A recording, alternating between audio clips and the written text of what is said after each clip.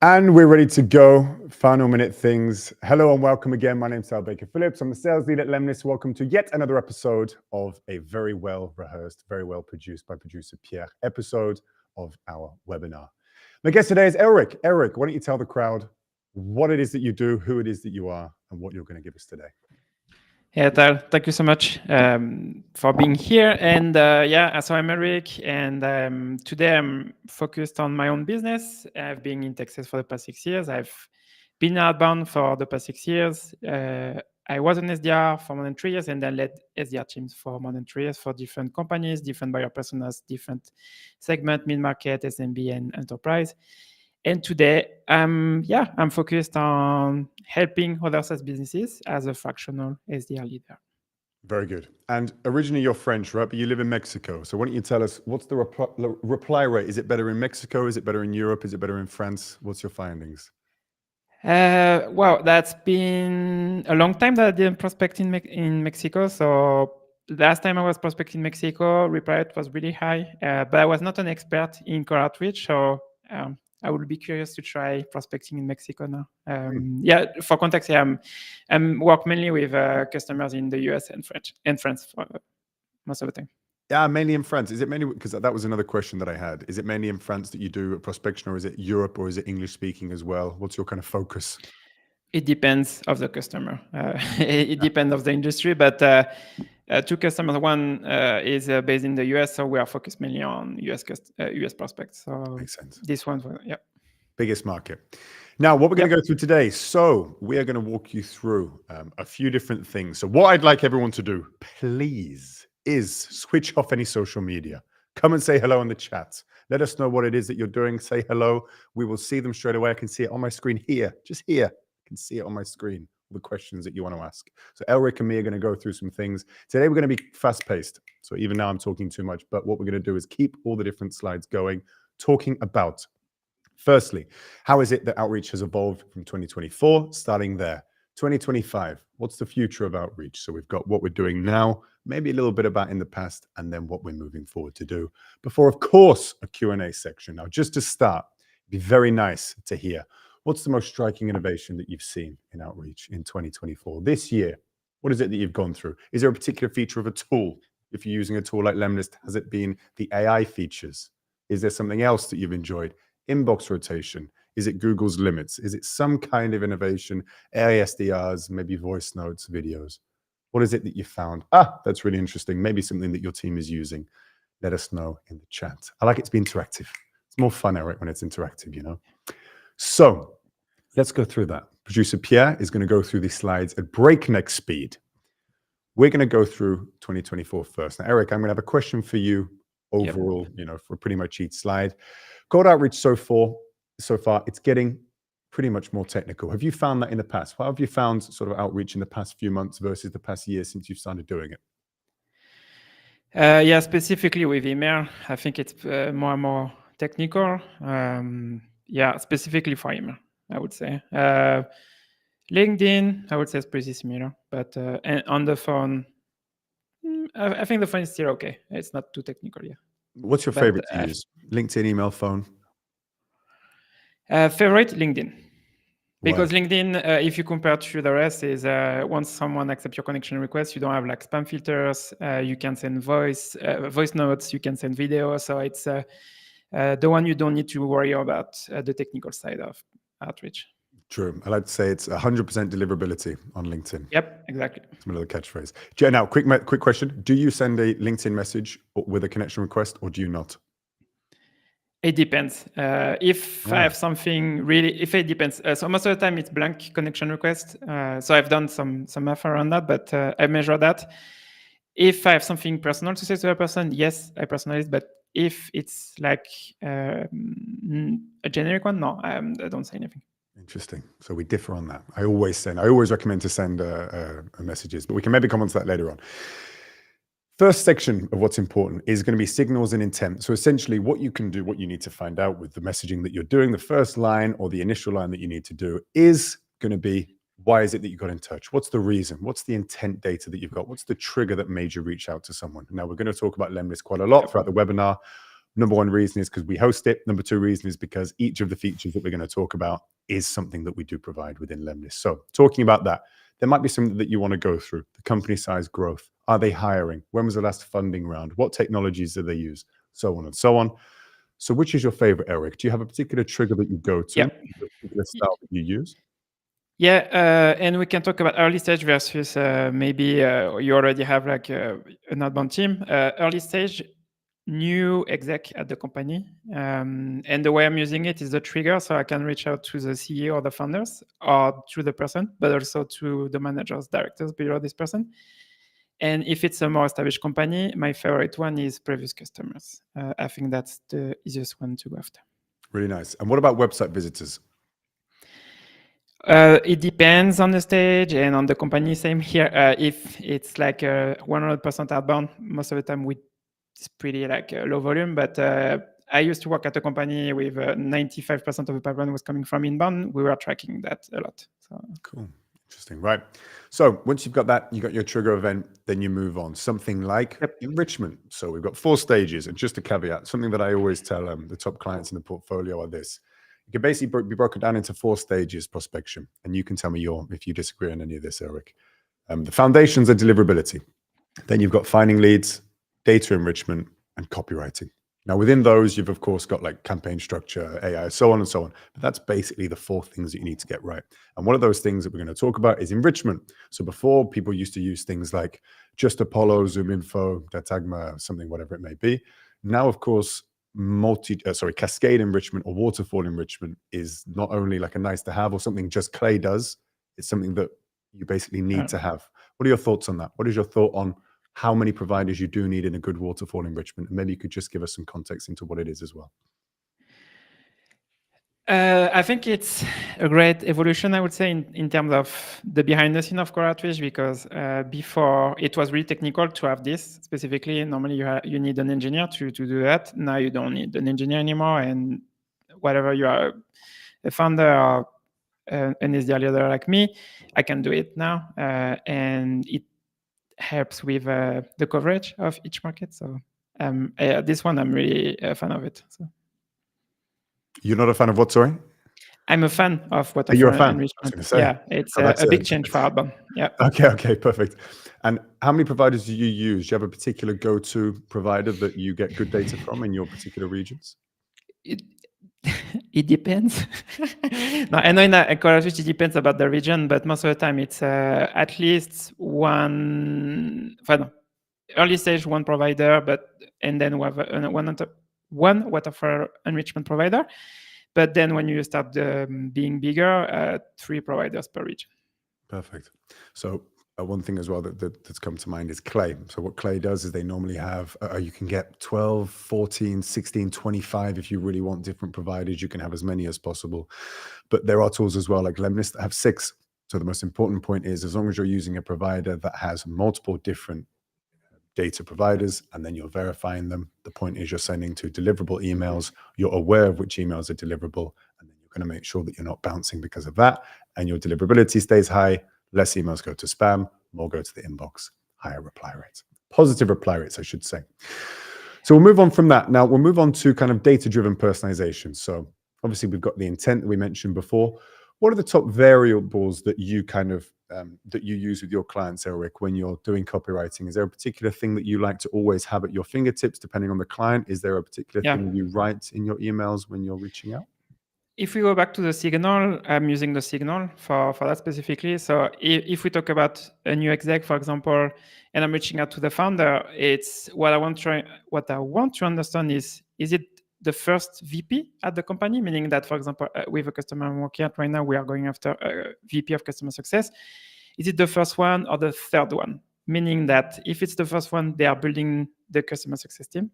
If it's the third one, something wrong was happening with the previous one, or he or she left. So now they need to replace this person, and this person needs to not build the team, but maybe improve the processes and stuff like that. So that's my favorite one for early stage. If it's a previous customer, well, if I can find the information or they were using the product, I'm going to talk about that and what specific use case they were using about my product. Mm-hmm. And if we talk about the website, Yes, specifically because now also if you talk about website visitors, you can see which page they were visiting. So if they were, for example, on your competitor's page about a specific competitor, well, my personalization will be on this specific competitor. So, and you can personalize based on that. And I would say it's quicker so to do that because it's not like I'm looking for something personal about the person, but it's more like being relevant about the signal I was tracking.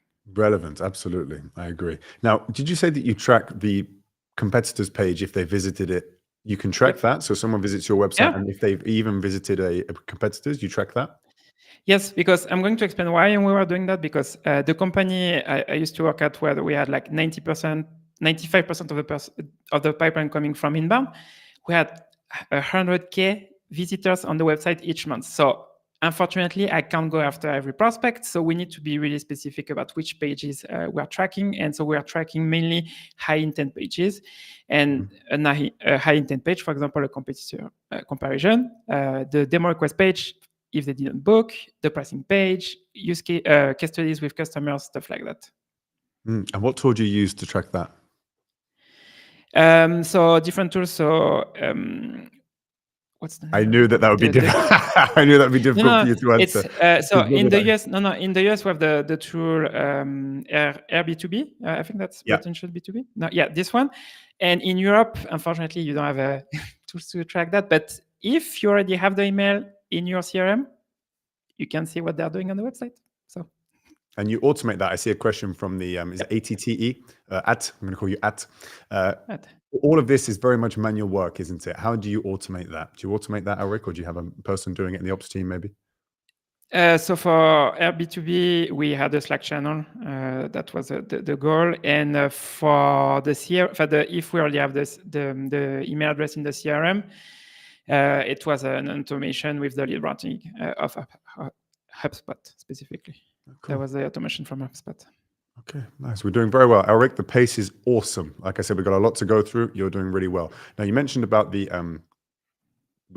way that you kind of edit the start of the email, you customize the start of the email. You can, of course, do that with AI. So we talk about AI variables, similar to what Clay does, obviously similar to what Lemlist does. I've done a few webinars with Code IQ. We did a Lemlist AI versus Clay AI.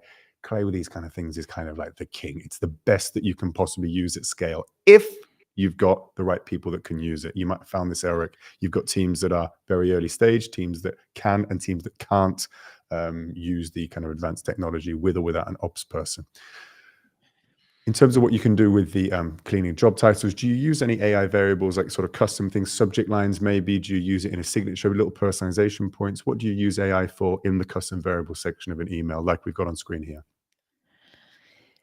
So for now, I'm not using it as a variable, but more like to write the full email. And we can talk a lot about AI, what can do and can't do. So I'm not a native English speaker, but I'm using it to rewrite, for example, my emails or to fix grammar mistake. But example, if we talk about something personal about the person, so I for one prospect specifically, I found that they were practicing. They were doing some sport during college, and you can use AI, for example, to write these.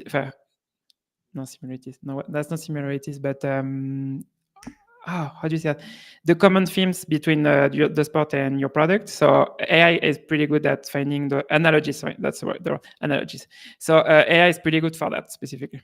Right. And yeah, like a connection or like a link between, exactly, an analogy between, just like you do this, just like you like sport, we like to also score touchdowns with blah, blah, blah, whatever. And what sort of reply rate increase do you see with that in terms of the end output? The reply rate was higher. So in the US, most of the time I have like a 3 to 5% reply rate, and with this one, 8 to 10 most of the time. Interesting. I tell you, Producer Pierre, we'll get Elric on again. He gives the right answer straight away with a clear answer. Really nice. Let's keep moving on then. Other AI features. So again, you might want to use, like you already mentioned, cleaning first names, copywriting assistant here and there. Is there anything else you use? Anything else you can see here on screen maybe? Like I say, you might use Clay, you might use Lemlist. Which one's your favorite? For this one is Clay specifically, but the AI agent of Clay, and I can explain how I'm using it, but specifically it's for account scoring and scrap. So it's a process with different steps, but basically I'm using Clay to find the URL, for example, the career page of the company, and then how many job openings they have on the website, what's the ATS, for example, of the company. And I've trained an AI agent just to do that for me. And normally it's a process related to this process, but AI can help you with that now.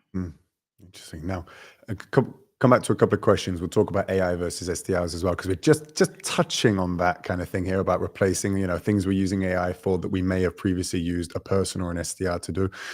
Question from Mike Paul.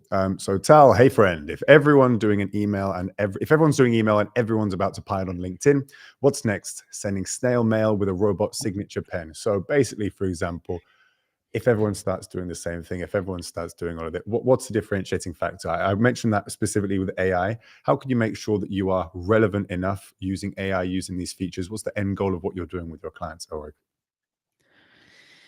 That's a good question. And even though that you think everyone is doing it, it's a really percentage of the market doing it. So I think for today, if we talk about collaboration in general, the least crowded channel is cold calling. And actually, cold calling, it's the one that today AI can't automate, and you can't. How do you say that? You have spam filters. Sorry, not the same way as an email, but I think calling today is still the best channel for that, because unfortunately, via email or LinkedIn, you start to have more and more AI agents that can send on your behalf emails, and you have more and more noise in your prospect inbox. Mm-hmm. Absolutely. It comes down to quality again, quality of the cold call, quality of what you're doing. Yep. I'd agree. LinkedIn works very nicely as well. And the right email can do it well, but it's much more at scale. You're right. We'll move on then. So we've got a couple more questions. One of them was, what was the name of the tool for the USA? It was RB2B. RB2B, and it's about intent data. And how accurate do you find that data to be, Elric? Little quick question there before we move on. Okay. Yeah, we didn't talk about the quality of it. So we tried the tool for a month, and unfortunately, the quality was not that good. I know they're working on improving it. And I know now other tools can do it. But that's what the one we are trying, because I think they were the first one doing that. So yeah, very quick. We tried in February. Yeah, I just find some of this data, it might have improved since then, but I just find some of these like sidestepping and shortcutting the good quality copywriting, understanding the ICP, solving the problem, doing one thing at a time, and best practices within that. I think sometimes we try and get like a silver bullet, like, oh, intent data, someone visited my website for 10 seconds and clicked here. I think the basics work. I see them work every day, every week. But anyway, I kind of digress. It's a very good tool. The more intent data you can get, the better. So I'm not, I'm not against it. Voice messages. What do you think about voice notes? AI personalization, is it there with voice notes yet? Do you use them in your own outreach? Yes, a lot, because like we were saying earlier, it's you don't have spam filters, and also you can use different type of media. It's not just text or voice, for example. It's but specifically, yes, sending voice notes. It's pretty effective on LinkedIn. Mm-hmm. And do you mix it in with multi-channel campaigns, or do you just do voice notes in their own campaign for LinkedIn? How do you stage these steps? Do you do a connection request first and then only send a voice note when they accept? I guess you have to do that. Or do you do an email and then what does it look like? So I have like a multi-channel approach for all my sequences, but specifically for LinkedIn, I have my sequences most of the time. If they accept the connection request, I have LinkedIn steps. But if they don't accept my LinkedIn connection request, well, unfortunately, you can't send voice notes. So for those who accept the connection requests, I'm using voice notes. Most of the time is so I'm trying different things, because it's not like, yes, I do it on step 1 or step 2, but sometimes it's a follow-up, sometimes it's a first touch, but most of the time I'm trying to add something else on top of it. Cool, really nice. What tool do you use, Elric? What tool do you use to do all of this? LinkedIn specifically, it's a manual process. It's a manual one, really? Yes. Interesting. Wow, that gives me a perfect. I genuinely didn't know that. Producer Pierre sort of looked at me like, I'm not sure. But I mean, if you use Lemlist or you use another tool, I was interested. But manual is interesting as well, because I'm going to say what you can do with Lemlist, a feature that we launched was, because we do have multi-channel as well, you can automate LinkedIn stuff. You can do either a personalized voice note, or you can do a general voice note to kind of everyone that's going to receive it. The thing is about volume is I would just have, you said you're experimenting there, and anyone watching this, I would recommend making sure that email is always your first step, just because with inbox rotation, which we'll come on to, I think, It means that you can do 5, 10, 15 different email addresses set up with very low volumes that are all safe, 10 or 15 or 20 per day.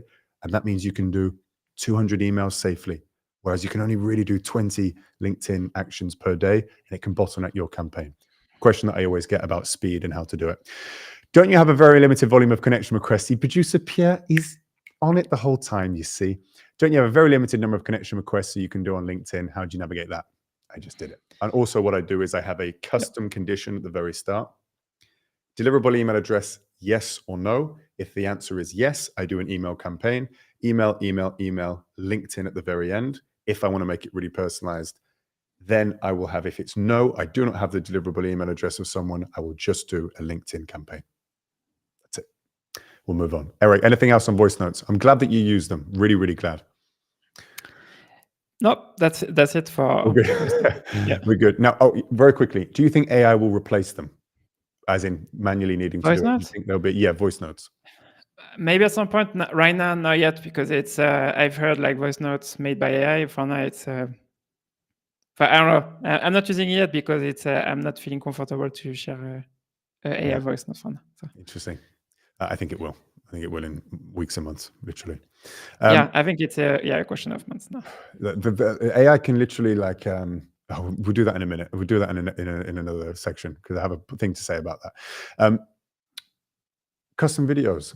Do you do videos in your outreach, Eric, or do you stick mainly to voice notes? Yes, I do, and I use it personally for my business, and I use it mainly for things I found online about my prospects. So most of the time, it can be I'm on LinkedIn sharing something about their team, or I did a Notion doc with some recommendation for their business. So yes, I use custom videos. So you do a Notion doc first, and then without having spoken to them before, you'll share a video of what you put in the Notion doc in the video? No, so let me rephrase that. So if I use a Notion doc, for example, they reply to one of my messages. I'm not doing the video if they didn't reply, for example. So because most of the time what I'm doing is, hey, I saw this on LinkedIn. I saw, for example, you're hiring an SDR. And then I said, I see, for example, you don't have a sales person on your team. Here's a few recommendations that you could implement. Mind if I share a 2-minute video? And if they say yes, I'm recording the video and send them the video. Okay. I don't send the video without doing it because it's like 2 minutes sometimes to record the final video, but so it takes me some time to do it. Yeah, me too. Welcome to my world. All those videos on YouTube, people say, it's editing. It's a lot of time doing the wrong thing, cutting it, editing it. It's really hard. But would you recommend, and I have a question for that. We had Mark Hunter, the guy that came along, and he's obviously in the sales space, and he recommends not doing videos because decision makers particularly, specifically, they don't really have time to watch them. Would you agree with that or disagree? I think you should test with your industry because it's not like is it right or wrong. For example, if you ask me, hey, should I cold call? Yes or no? Well, it depends of your industry, it depends of your persona. And if they didn't pick up the phone, well, don't spend time on cold calling, for example. But for me specifically, I'm using video because I can show things that I can't do, for example, on other channels. So for me, it's the answer is it depends, but it depends on your industry and your buyer personas. So earlier, so I used to work at Chili Pepper, and at Chili Pepper, we had like a really visual product. So we were using video just to show them how they could use the product on their website, for example. And unfortunately, you can't do that by. Yes, you can use text to talk about it, but video, it's easier to show them how to use it. Yeah, I love video, and video for me, AI voice notes, I've heard it is possible and they are unbelievable. It's not very like scalable right now. It's not built into many tools, but it's possible. It's exactly the same. Yeah. But video is impossible to replicate right now. It will be in the future. It will be fine, but AI does a really bad job.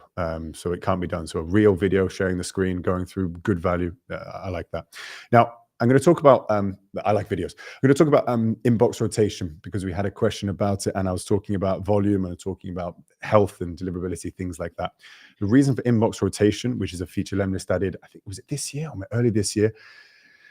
The ability to have more than one email address, sending email address at the same time is important because if you're sending, let's say a healthy sending limit per day is 30 emails per day per email address. It is, by the way.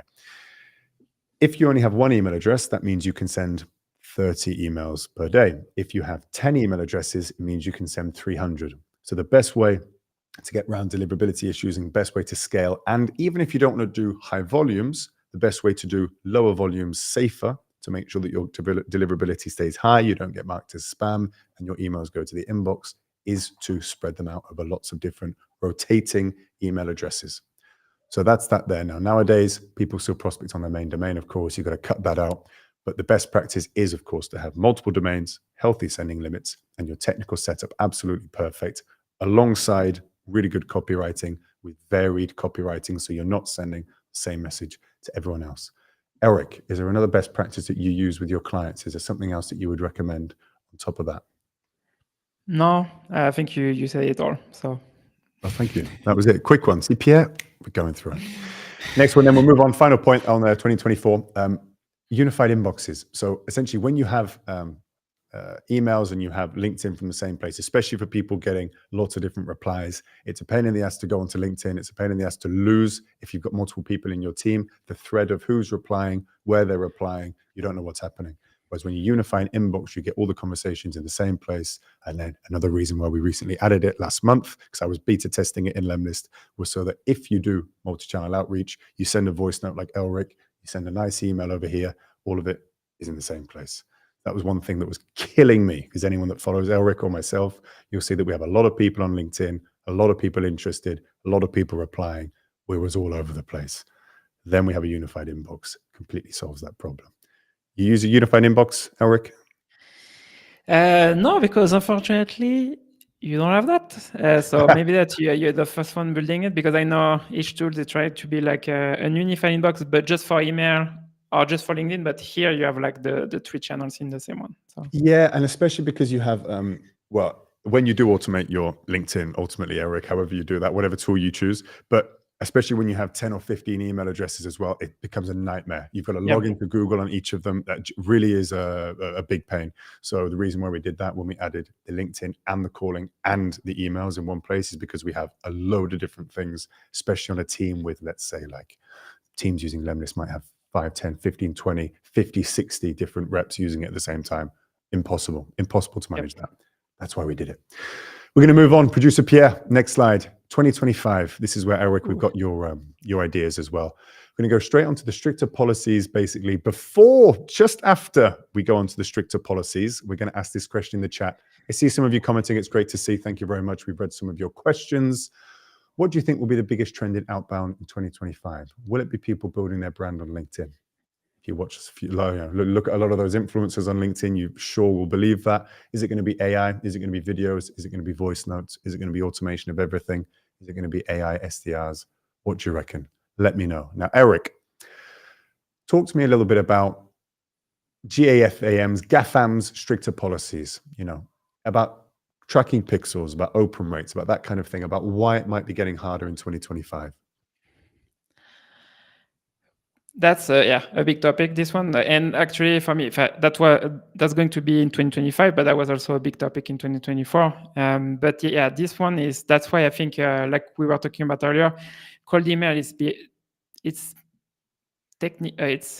more and more technical, and that's why also I think it's one of the toughest channel right now, if you compare to LinkedIn or the phone, for example. But unfortunately, we don't control that, so. Every time you have like a new policy, a new thing, you need to adapt. So we'll see. I don't know what's going to happen, but that's the one I'm not excited about. So. And what about tracking? What about open rates? Do you track open rates with your clients, or have you stopped that? So yeah, most of the time, if it's a call sequence, we don't use any trackers. It's plain text. So no, we don't track open rate. No click rates, no open rates? No. Perfect. I would recommend everyone in the chat do exactly the same. What about AI? What about spam detection? Is there anything that you're looking into like that? Because I mean,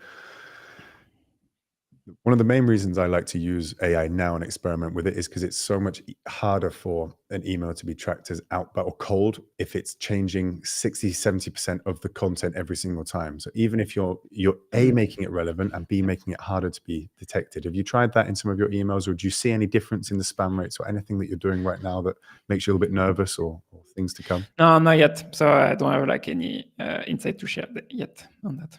Interesting. We have been, and it's made a big impact. And what was it, producer Pierre? You told me before we came on, they're going to essentially analyze Google on the mobile. So the middle picture, Pierre, you can zoom in exactly.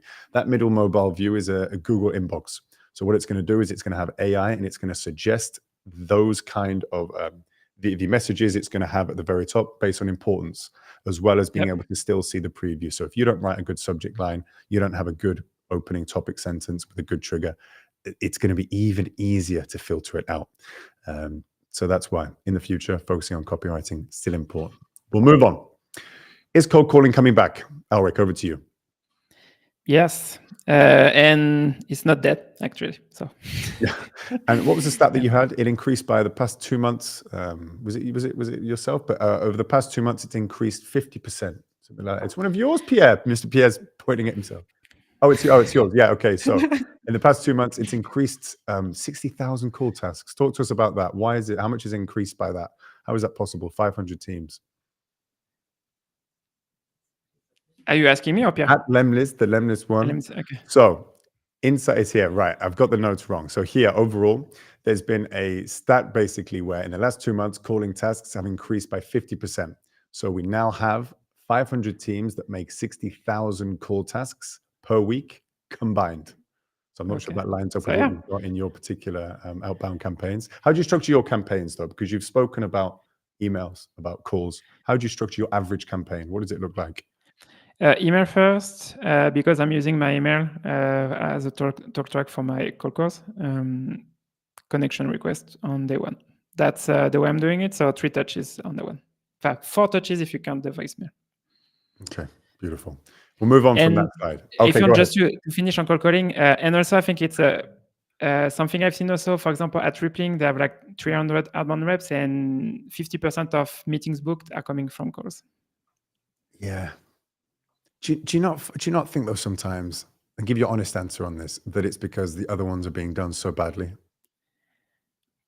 There could be too.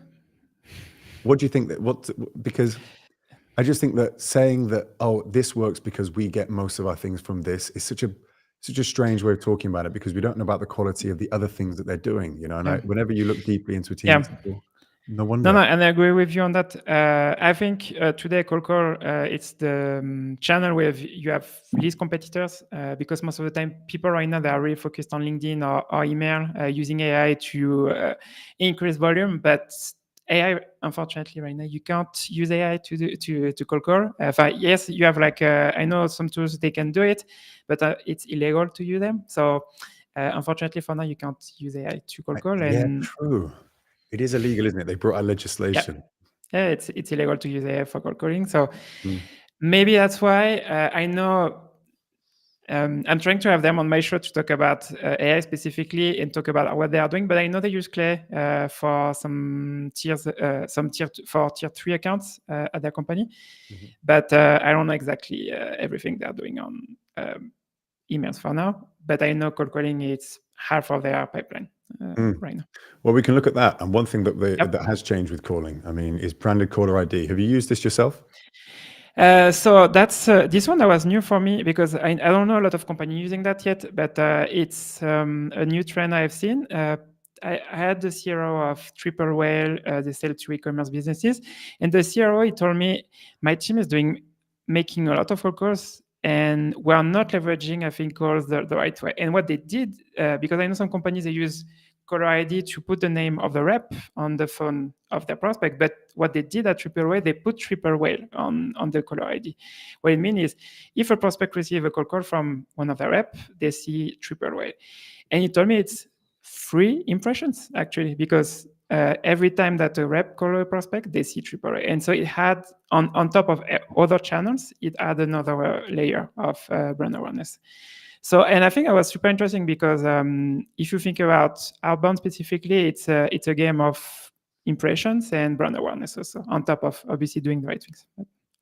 Certainly. And if I look at this, there for sure is something that I would much more rather pick up, much more likely. It says 3 times more likely there. I believe that. If you see a business calling you, you might think, oh, something you've forgotten versus a completely random number.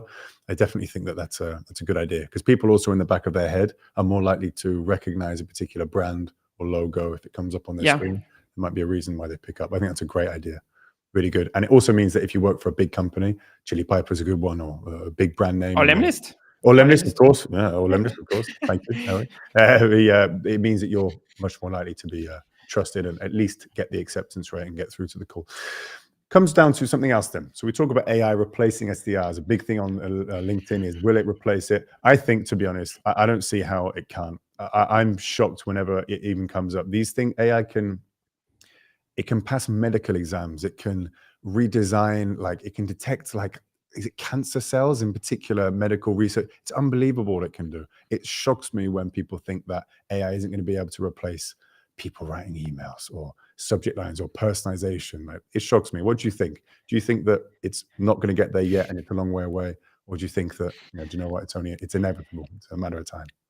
Short answer, no. But I know AI is going to be here to support SDRs. So in different part of the outbound process. So for me, I don't think AI is going to replace them. But AI is here to make them more efficient. Yes, that's the short answer. So what aspects do you think they'll change? We've got a few examples coming up, but is there any ideas about what's it's going to be taking over from, maybe boring manual stuff? Account selection, and actually, that's a big topic also on top of AI. But for example, AI is capable to give you the accounts that they are the most similar to your customers, the most with the biggest ACV, biggest win rate, biggest LTV. So what I mean by that is AI can do that for you, and SDR shouldn't pick manually the account, for example. If we go back to data, you were talking about weather for enrichment. I think AI it's also here to help with that, but also validate the data, because yes, you can use different tools, but also you need to make sure that is it the right phone number, because the tools sometimes they don't validate the data, so AI can support that. And the last topic for SDRs also, it's the tour track for each account. So I think it depends, obviously, if it's an enterprise account or SMB account. If it's an enterprise account, AI today, they can basically give you what's the priority inside the business from the last 10K annual report or the earning call, for example. AI can also, if it's an SMB business, unfortunately, you don't have an annual report, but AI, if we talk about AI agents, they can go to the website and find the challenges that you can help with. And basically, it saves you way more time, so you can focus on talking to the right accounts with the right pain you can solve. Yeah. I mean, definitely, I'm just looking at the screen now, exactly what you're talking about. I'm looking at the different things that we've got here. I mean, optimization, automation, scoring, all of this kind of thing. I mean, it can be done in seconds. It's the right prompt. For me, it's the inclusion and the way that it's embedded into a current system that someone has, a CRM, another tool, whatever.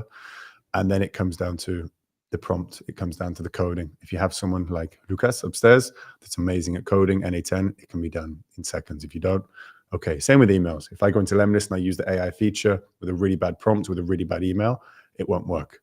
But AI more and more will very quickly get to the point it won't even need someone coding it, or need someone to code it once, and then it will just apply to every single thing. That's where there's going to be a real kind of cap on where people start to get replies on emails, like a point of no return, because everyone's going to be at a particular level that's amazing. Anyway, growth teams, tier 1, tier 2, tier 3. I mean, if you have that, you have essentially like people being able to filter using AI particular types of tiers. So growth teams can do huge amounts of scale. Do you work with any teams that work on thousands of accounts per week that might be able to use this kind of thing to scale?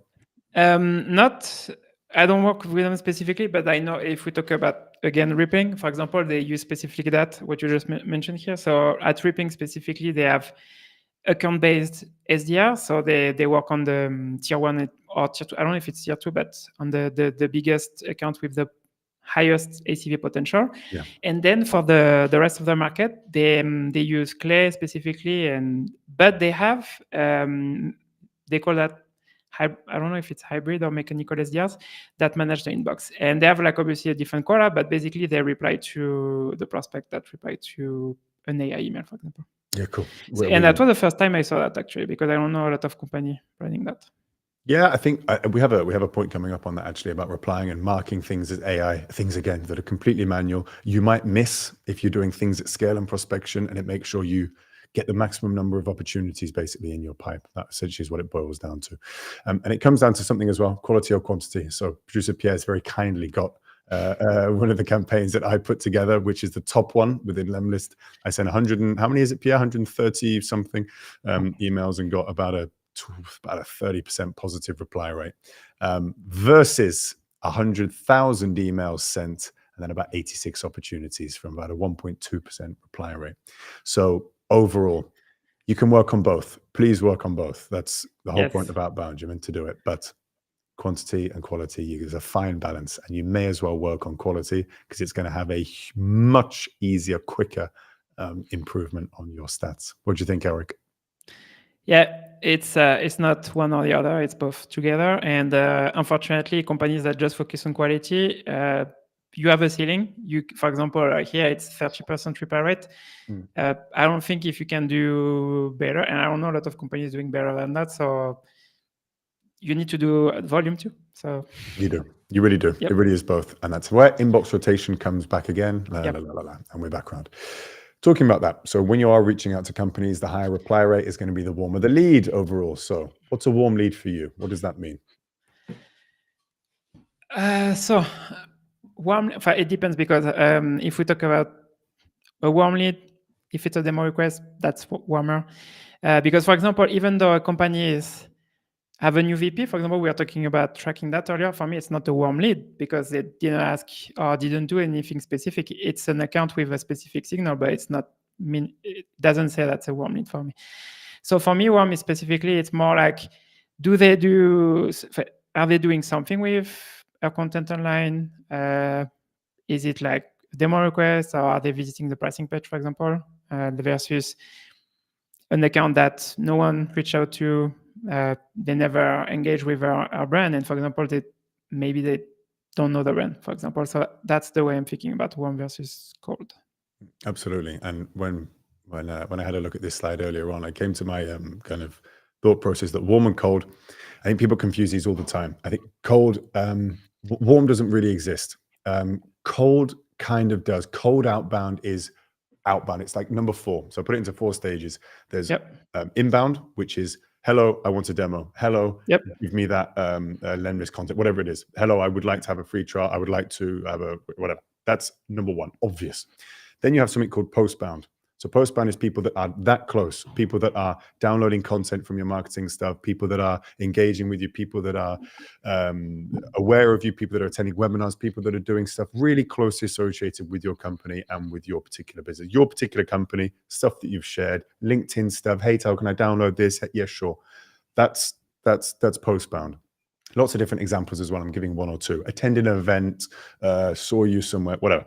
Then you have bridgebound. Now, bridgebound is this kind of what people think about as cold. It's people in the ICP. It's second connection with your VP of sales. It's things that are not really that close, but kind of in the ballpark, but they haven't really engaged with you. They're kind of miles away.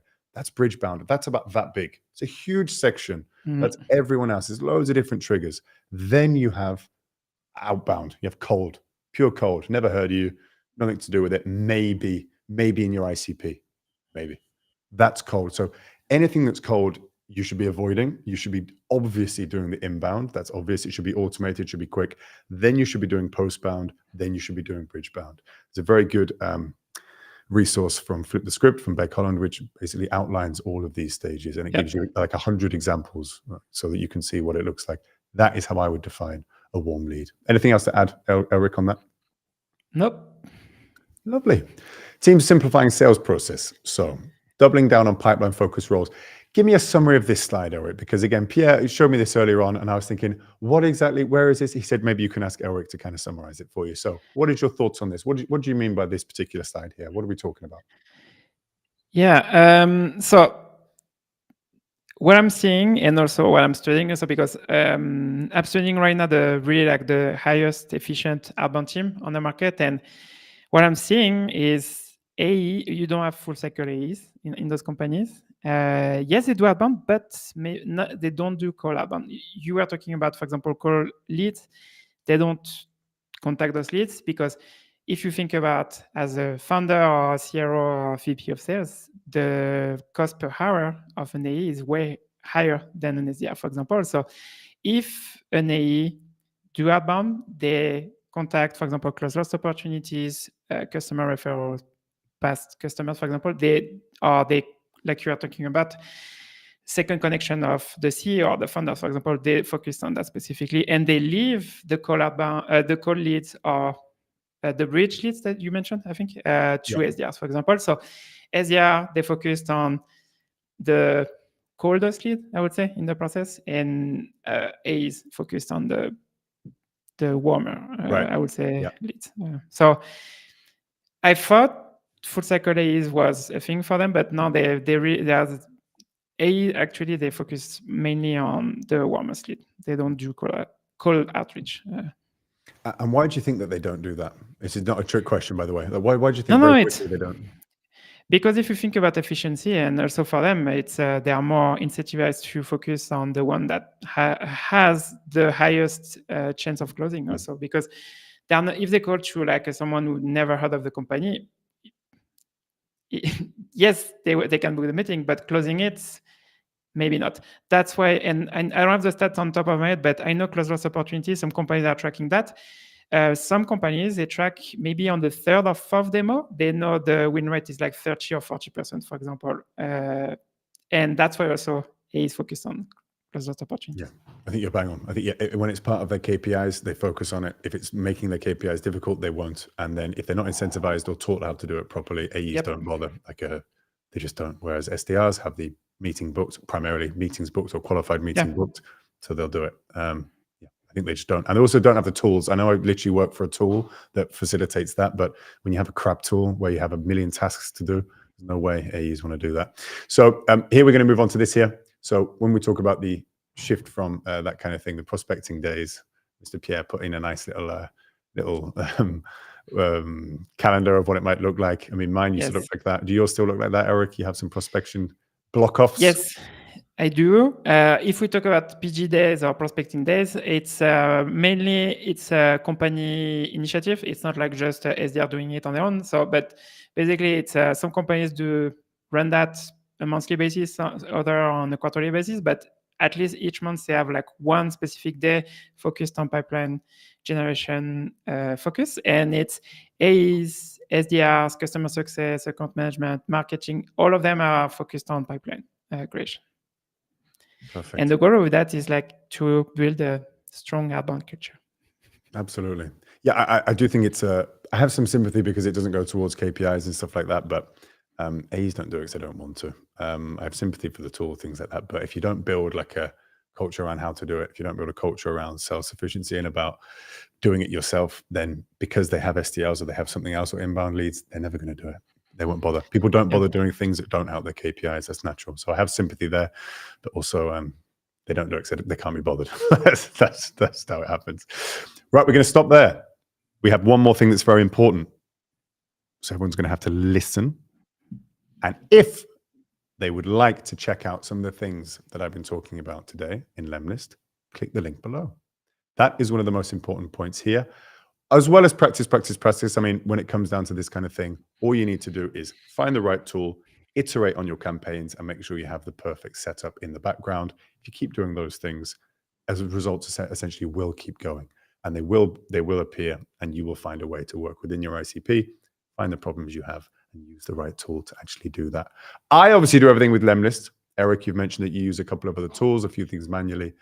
If you click below, you will be able to have a demo and a walk around, a personalized handheld walk around platform that I use to do all of the things I've outlined today, should you so desire. So click on that link below and it's there. Producer Pierre has very kindly placed the link there. There's some questions for you, Eric, now, some flash questions, unless something else comes up as well in the chat. Here, whilst we're doing that, if you could track only one KPI, Elric, in your outbound, what is it that you would do? If you say open rates, we're going to stop this right now and you can leave. No, just joking. What's your go-to thing? Yeah. What do you look at? Positive replies per channel, or call outreach in general, but positive replies. Yeah, that's fine. Next question. Which outreach channel delivers the best results for yourself? I think I know where this is going to go. It depends. Yeah, I was gonna go calling. Yeah, for me specifically, LinkedIn, but depends. LinkedIn. I thought you were gonna say calling. I got it completely wrong. LinkedIn gets the best. No, for my business personally, it's LinkedIn. But and what sort of message do you have then? What's your go-to LinkedIn message? In fact, why don't you go on your most recent successful LinkedIn message? Leave out any of the personal details if you like. What does a message look like that you send on LinkedIn? Most of the time, I'm seeing that they're hiring SDRs. Most of the time, also, if you think about the targeting, is they have 10 reps or more. And specifically, I'm looking for companies with maybe they don't have an SDR leader or an ops on their team, and that's the triggers I'm looking for. And I'm mentioning that in my message. So, hey, I saw that you're hiring an SDR. And most of the time, I'm focusing on outbound efficiency. And I know at this stage, most of the time, they are not focused on efficiency. And I'm going to focus on that in my message. And the call to action is focused on the video we were talking about earlier. Can I send them a video to show them a few things on how they could improve their efficiency with a few tweaks on their process? Nice. Now, what I focus on is, so to go on my own, the way that I basically narrowed down to simplify as simple as I possibly can, but attainable information that everyone can get in their copywriting is subject line, trigger, because that's important, by the way. Don't be laughing or anything like that in the comments. The subject line is a key point. Then the trigger, current process of how they solve the problem,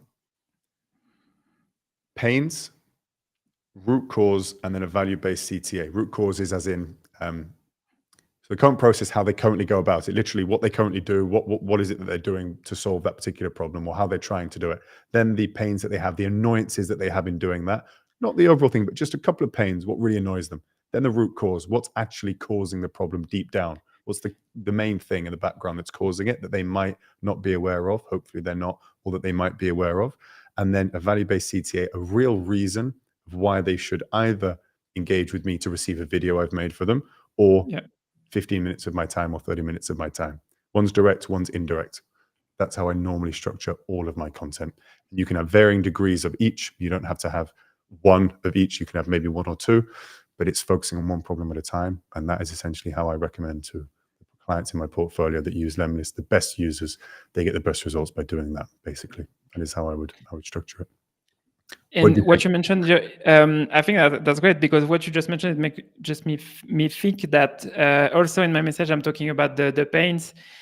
I'm educating them on the pains I'm helping with, because I'm focused on outbound efficiencies, and most of the time companies, they don't care about inefficiencies.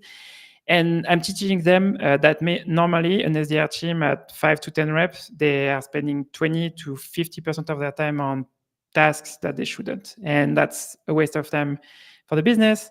It's a waste of time for them also, for the team. So they maybe are missing quota, stuff like that. So that's what I'm doing also with my message. So interesting. Now, what we got to do is, there no time for questions, Mr. Pierre? We're going to stop it there. He's giving me an egg, so repeat that for. It would take one. Okay. There's a lot of you in the chat. You're doing great. So repeat that, please. The content structure you just mentioned, right? The content structure I just mentioned is, you click the link down below to get a demo, request the content structure from myself, and I will happily go through exactly that process. I'll even share the Notion doc that I share with the top performing clients of Lemlist with you. Just make sure to quote this webinar, sign up with the link below, and I will, of course, share all of that. It's all free. I've got it all down in nice Notion docs. I'll share it with you. You can share it with your friends, share it internally. It's there. There you go, Pierre. Happy? Now everyone's going towards the link, Pierre. Very nice. Elric, it's been an absolute pleasure speaking with you today. I thought you've been very concise, very, very well thought out ideas, and I've really enjoyed it. Where can they find you? Where are you most active online? On LinkedIn and on my newsletter, Outbound Kitchen. The newsletter is on Substack. So you can go to outboundkitchen.substack.com. Outbound Kitchen, where you are cooking up something wild. Okay, amazing. Yep. What we're going to do as well, we have another episode in the future, which is with Andy Paul, our guest. We'll maybe talk about that another time. And what we will do as well, because a few of you are asking, is this going to be shared? Is this going to be something we can get the slides? It is indeed. We will follow up with an email with all of this. Obviously, you can click down below to get a full demo of what we've talked about. And with that, I will leave you all. Elric, thank you again for joining me. Thank you again in the chat. It's been a pleasure. Have a very, very wonderful week and a wonderful weekend afterwards. Tal. You start, and if you change this, it can be life-changing to your cold calls. So what I would always start with is, Patrick, we work with a lot of sales leaders from SaaS tech companies who tell me that they usually have a demo, and most of their AEs don't manage to get the client from the demo further. Is that something that sounds somewhat familiar to you as well? It's the quality of the questions that you ask as well. If you come in and be like, so where are you based? You can look at my LinkedIn profile and see that. Like, what does your company do? You should know those things. You've got to know the bare minimum, because otherwise you're just going to annoy buyers. Before a call, you go on LinkedIn, you research first connections of companies you really want to tackle. You write down 3 names that you want an intro to. And at the end of the call, you say, look, Tim, I saw that you're connected to Thomas. Do you mind if I give him a call and send him your greetings? They only have to say yes or no. And then when you pick up the phone, you say, hey, Will, first greetings from Thomas. And that's it. Ice broken call. Cold calling alone isn't smart, because cold emails could be in the inbox of the receiver for days. So emails work when you are not working. Cold calls can't. What I do very quickly is I always ask teams that I take care of with Lemlist, rank your top 5 problems. You know better than anyone else. And then if you keep going down and they don't have any problem, move on. That lead, that company isn't for you.